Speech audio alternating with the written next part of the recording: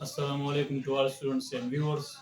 In the previous lecture, we discussed about introduction of bioenergetics. इस introduction में हमने metabolism पर डिस्कशन किया था कि मेटाबॉलिज्म हमारे पास क्या है, एनाबॉलिज्म क्या है, कैटाबॉलिज्म क्या है, और लास्ट में हमने फोटोसिंथेसिस को डिटेल में डिस्कस किया था कि फोटोसिंथेसिस हमारे पास क्या है। फिर हमने फोटोसिंथेसिस के अंदर जितने भी ईटा बेस के एमसीक्यूज थे वो डिस्कस किया था, और लास्ट में हमने फोटोसिंथेटिक पिगमेंट को डिस्कस किया था। आज हमारा डिस्कशन जो है रोल ऑफ कार्बन डाइऑक्साइड पर है, रोल ऑफ वाटर पर है कि कार्बन डाइऑक्साइड और वाटर हमारे पास फोटोसिंथेसिस में क्या रोल अदा करता है। इस पर हम डिस्कशन करेंगे और फिर हम लाइट रिएक्शन को डिस्कस करेंगे कि लाइट रिएक्शन हमारे पास क्या है। लाइट रिएक्शन को हम टू टाइप्स में डिस्कस करते हैं, एक है light non cyclic electron transport chain and the other is called cyclic electron transport chain. तो स्टार्ट लेते हैं कि हमारे पास कार्बन डाइऑक्साइड का क्या रोल है फोटोसिंथेसिस के अंदर। Role of carbon dioxide in photosynthesis. Role of carbon dioxide in what, in photosynthesis. यानी फोटोसिंथेसिस के अंदर हमारे पास कार्बन डाइऑक्साइड का क्या रोल है। Carbon dioxide is very important for what, for photosynthesis. Carbon dioxide very important for photosynthesis, very important for photosynthesis.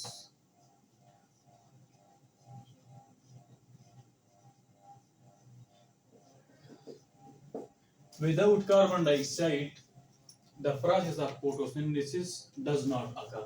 यानी अगर carbon dioxide ना होता तो फिर हमारे पास फोटोसिंथेसिस नहीं होता है। No photosynthesis, no photosynthesis without carbon dioxide. Without what? Carbon dioxide. Carbon dioxide is basically inorganic. Carbon dioxide हमारे पास एक इनऑर्गेनिक कंपाउंड है, और ये ऑर्गेनिक तक क्या होता है, ट्रांसमिट होता है। Carbon dioxide react with water to form what, to form a 6 carbon compound called glucose, and glucose is what, glucose is basically an organic compound. Carbon dioxide is inorganic, water is also inorganic. When these two combine, they form organic compound, and this compound is called what, glucose, which is a 6 carbon compound, and that is formed in the process of photosynthesis. Without carbon dioxide, the process of photosynthesis does not occur, because carbon bond is very important. Carbon carbon का जो bond है ये हमारे पास इंतहाई important है। Carbon और oxygen के जो बॉन्ड है ये भी ज्यादा इंपॉर्टेंट है फोटोसिंथेसिस के अंदर। अगर कार्बन डाइऑक्साइड और ऑक्सीजन दोनों नहीं होता तो फिर हमारे पास फोटोसिंथेसिस का जो प्रोसेस है ये नहीं होता है। दैट इज द सिंपल, ये टॉपिक हमारे पास सिंपल है, और इसका खुलासा ये है कि without carbon dioxide the process of photosynthesis does not occur. Role of water in photosynthesis. Water का क्या रोल है, यानी H2O का क्या रोल है फोटोसिंथेसिस के अंदर। Role of water in photosynthesis.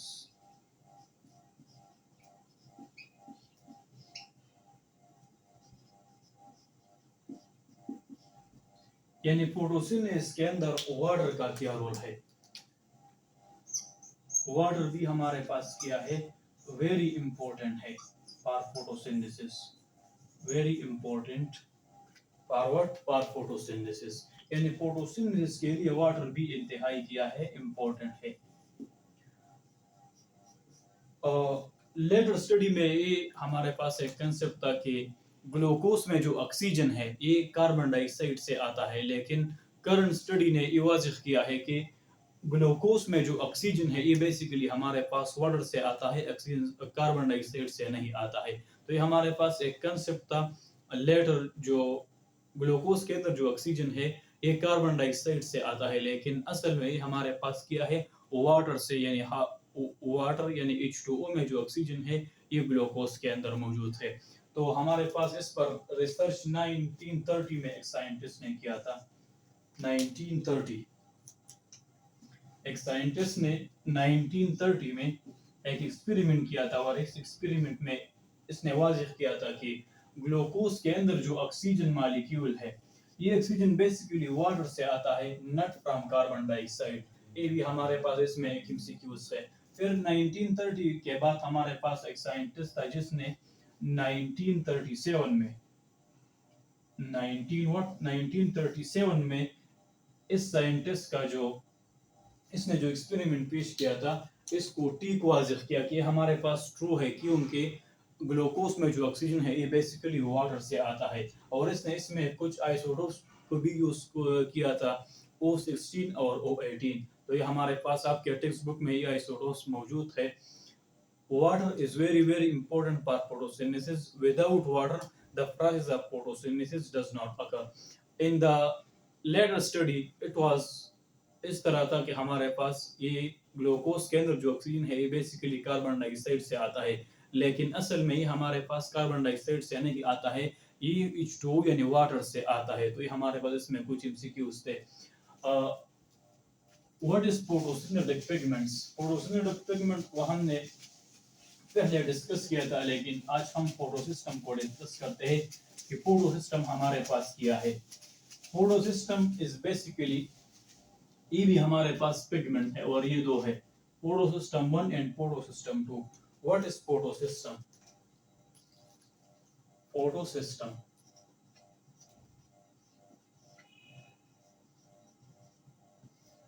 Photo system में बेसिकली हमारे पास आता है two photo system.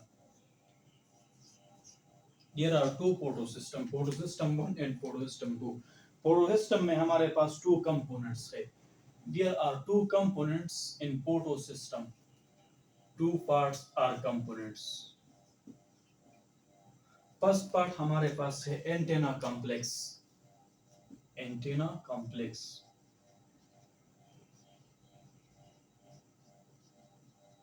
Antenna complex में as many molecule of chlorophyll B and carotenoid is present। chlorophyll B and what carotenoids,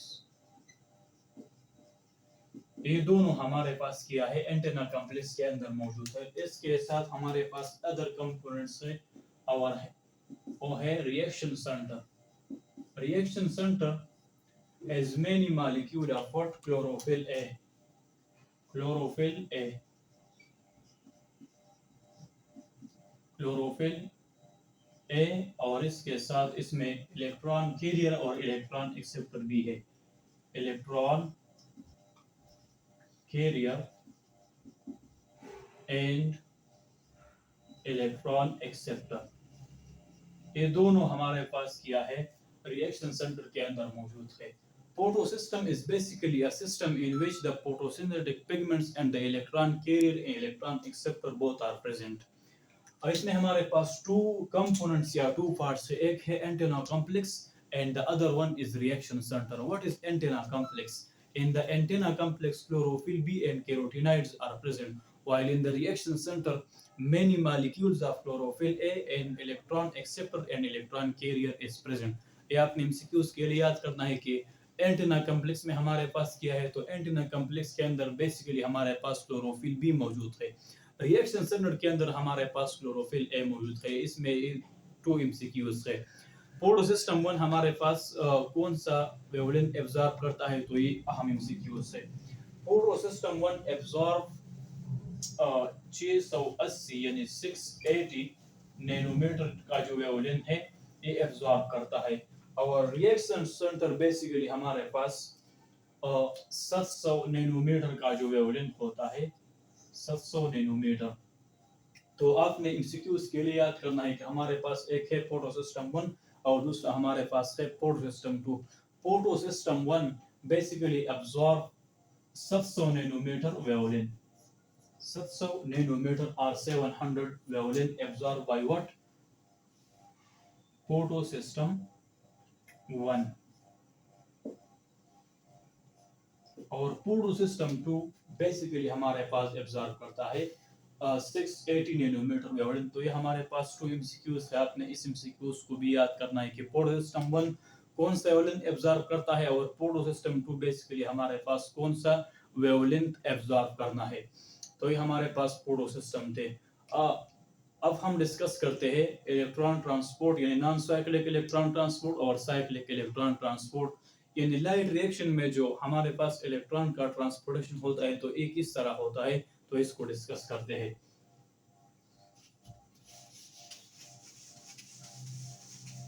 basically light reaction हमारे पास 2 steps में होता है, एक होता है non cyclic electron transport chain और दूसरा हमारे पास होता है cyclic electron transport chain.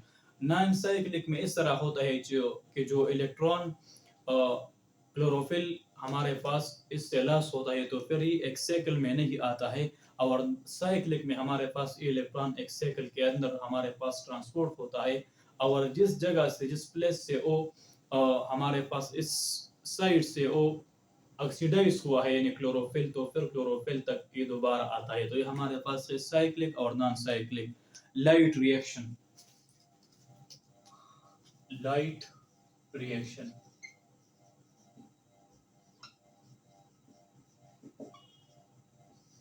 Light reaction occur in the grana of chloroplast. इसमें एक एमसीक्यू ये है, grana of what chloroplast. Chloroplast के ग्रेना में हमारे पास लाइट रिएक्शन होता है।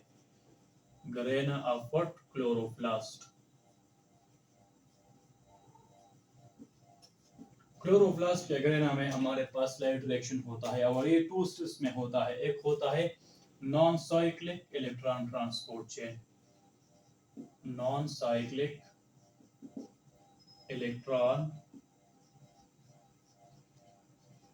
ट्रांसपोर्ट चेन, और एक हमारे पास है साइक्लिक इलेक्ट्रॉन ट्रांसपोर्ट चेन।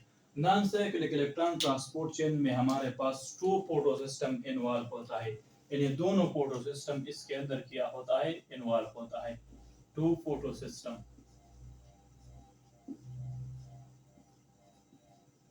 एक हमारे पास है फोटो सिस्टम 1 और दूसरा हमारे पास है photo system 2। Photo system 1 absorb फी 700 nanometer wavelength and photo system 2 absorb 680 nanometer of wavelength. ये अपने एमसीक्यूज के लिए याद करना है। इसमें बेसिकली में 2 फोटो सिस्टम इन्वॉल्व होता है। इसको हम डायग्राम से वाज़ेह करेंगे ताकि आपको आसानी से समझ में आ जाए कि ये non cyclic electron transport chain किस तरह होता है। तो इसमें बेसिकली 2 फोटो सिस्टम इन्वॉल्व होता है, एक है फोटो सिस्टम 2 और एक हमारे पास है फोटो सिस्टम 1। इसके अंदर भी हमारे पास एंटीना कॉम्प्लेक्स और रिएक्शन सेंटर होता है, और इसके अंदर भी हमारे पास एंटीना कॉम्प्लेक्स और रिएक्शन सेंटर होता है। जब हमारे पास सनलाइट आ जाता है और इस क्लोरोफिल पर, ये क्लोरोफिल इस सनलाइट को एब्जॉर्ब करता है, सनलाइट, तो इससे 2 इलेक्ट्रॉन हमारे पास रिमूव होता है, और ये एक इलेक्ट्रॉन एक्सेप्टर है जिसका नेम है प्लास्टोक्विनोन। आपने इसको एमसीक्यूज के लिए याद करना है कि what is the main function of plastoquinone. When sunlight, हमारे पास जब सनलाइट आ जाता है और ये क्लोरोफिल मालिक्यूल इस सनलाइट को एब्जॉर्ब करता है, तो ये इससे जो इलेक्ट्रॉन रिलीज होता है, ये इलेक्ट्रॉन कौन हमारे पास क्या करेगा, एक्सेप्ट करेगा। Your answer is plastoquinone. Plastoquinone accept the 2 electrons which is release from the chlorophyll. इस कंडीशन में हमारे पास क्लोरोफिल का क्या होता है, ऑक्सीडेशन होता है और रिडक्शन होता है। That is MCQ. बेसिकली हमारे पास इस साइड पर क्लोरोफिल का ऑक्सीडेशन होता है, यानी इसने 2 इलेक्ट्रॉन को लॉस किया, and the loss of electron in the chemistry is called what, oxidation. तो क्लोरोफिल मॉलिक्यूल ऑक्सीडाइज हो गया और ये 2 इलेक्ट्रॉन प्लास्टोक्विनोन ने किया, प्लास्टोक्विनोन ने इस 2 इलेक्ट्रॉन को गेन किया। फिर प्लास्टोक्विनोन से हमारे पास cytochrome B, cytochrome what, B, फिर साइटोक्रोम बी से साइटोक्रोम एफ, साइटोक्रोम एफ, और फिर प्लास्टोसायनिन, प्लास्टोसायनिन, और प्लास्टोसायनिन से फिर हमारे पास जो अदर फोटो सिस्टम है, ये हमारे पास इस इलेक्ट्रॉन को क्या करेगा, ये इलेक्ट्रॉन इससे इसको देता है। इस दौरान हमारे पास एक एनर्जी रिलीज होता है और इसमें एटीपी मॉलिक्यूल का फॉर्मेशन होता है. ATP molecules formed in this step, and this ATP is called what? That is MCQ, non-cyclic पोर्टोफॉस्फोराइलेशन. यानी हमारे पास पोर्टोफॉस्फोराइलेशन की वजह से क्या होता है, एक एटीपी मॉलिक्यूल इस साइट पर क्या होता है, तैयार होता है. और आपसे इस तरह का एमसीक्यूज पूछता है कि the ATP molecule is form in which step in between cytochrome B and cytochrome F. यानी साइटोक्रोम बी और साइटोक्रोम एफ के दरमियान हमारे पास एक मॉलिक्यूल्स बनता है और इसको हम कहते हैं साइटोक्रोम एटीपी मॉलिक्यूल. फिर प्लास्टोसाइनिन और प्लास्टोसाइनिन से प्रोटोसिस्टम 1 A2 इलेक्ट्रॉन एब्जॉर्ब करेगा. सेम टाइम पर हमारे पास जिस तरह सनलाइट प्रोटोसिस्टम 2 पर आता है, तो इस सेम टाइम पर प्रोटोसिस्टम 1 पर भी सनलाइट आता है और इससे भी 2 इलेक्ट्रॉन रिलीज होता है. और ये 2 इलेक्ट्रॉन बेसिकली हमारे पास FRS एक इलेक्ट्रॉन एक्सेप्टर है. FRS ferredoxin reducing substance. आपने इस एमसीक्यूज के लिए याद करना है. प्रोटोसिस्टम 2 से जब हमारे पास इलेक्ट्रॉन रिलीज होता है तो ये हमारे पास प्लास्टोसाइनिन एब्जॉर्ब करेगा. और प्रोटोसिस्टम 1 से जब इलेक्ट्रॉन रिलीज होता है तो ये हमारे पास FRS पैराडॉक्सिल रिड्यूसिंग सब्सटेंस ये हमारे पास ये करेगा, एब्जॉर्ब करेगा. फिर ये इलेक्ट्रॉन दोबारा इस साइकिल में नहीं आता है, बल्कि हमारे पास इस साइड में NADP होता है. NADP FRS इस ये 2 इलेक्ट्रॉन NADP को देता है और इससे बनता है हमारे पास NADPH2. NADPH2 यानी ये हमारे पास बनता है और ये हमारे पास एक कोएंजाइम है इलेक्ट्रॉन कैरियर. इसको हम फिर डिटेल में डिस्कस करते हैं कि इसका फंक्शन क्या है. तो हमारे पास 2 सब्सटेंस बनता है, एक एटीपी मॉलिक्यूल्स और एक हमारे पास NADPH2. Again non cyclic electron transport chain को रिपीट करता है. हमारे पास इसमें 2 प्रोटोसिस्टम इन्वॉल्व होता है, प्रोटोसिस्टम 2 एंड प्रोटोसिस्टम 1. जब हमारे पास सनलाइट आ जाता है और प्रोटोसिस्टम 2 हमारे पास इस सनलाइट को एब्जॉर्ब करता है तो इससे 2 इलेक्ट्रॉन रिमूव होता है. And this condition is called what? This condition is called oxidation. यानी क्लोरोफिल मॉलिक्यूल इस दौरान हमारे पास ऑक्सीडाइज हो गया, इसने 2 इलेक्ट्रॉन को लॉस किया. फिर ये 2 इलेक्ट्रॉन हमारे पास एक इलेक्ट्रॉन एक्सेप्टर है, इस को एक्सेप्ट करेगा और इसको हम कहते हैं प्लास्टोसाइनिन.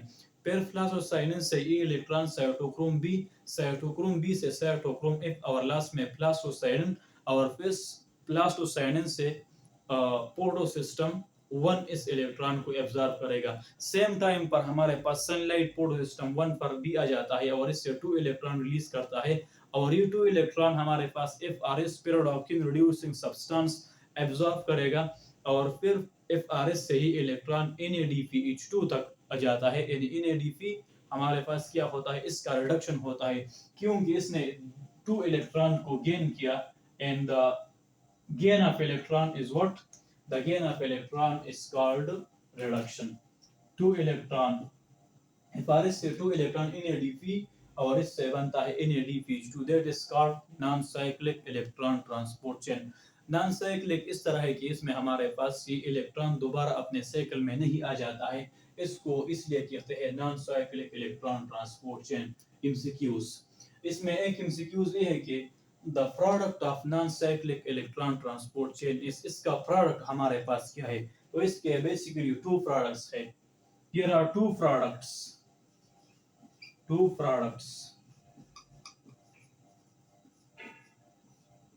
टू प्रोडक्ट्स होते हैं. एक होता है ATP और दूसरा होता है NADPH2. यानी 2 प्रोडक्ट्स बनता है and the 2 products is what? That is non-cyclic electron transport chain. Non-cyclic electron transport chain की वजह से हमारे पास 2 products बनता है. One is ATP molecule and the second one is NADPH2 molecule. Another MCQs. The product of non-cyclic electrons is goes from grana to struma or struma to grana. That is also MCQs. ये हमारे पास जो products बनता है ये grana में बनता है और ये स्ट्रोमा तक ट्रांसपोर्ट होता है। तो ये हमारे पास इसमें अदर एमसीक्यूज है। ये हमारे पास था non cyclic electron transport chain. दूसरा हमारे पास है cyclic electron transport chain. What is cyclic electron transport chain? Cyclic electron transport chain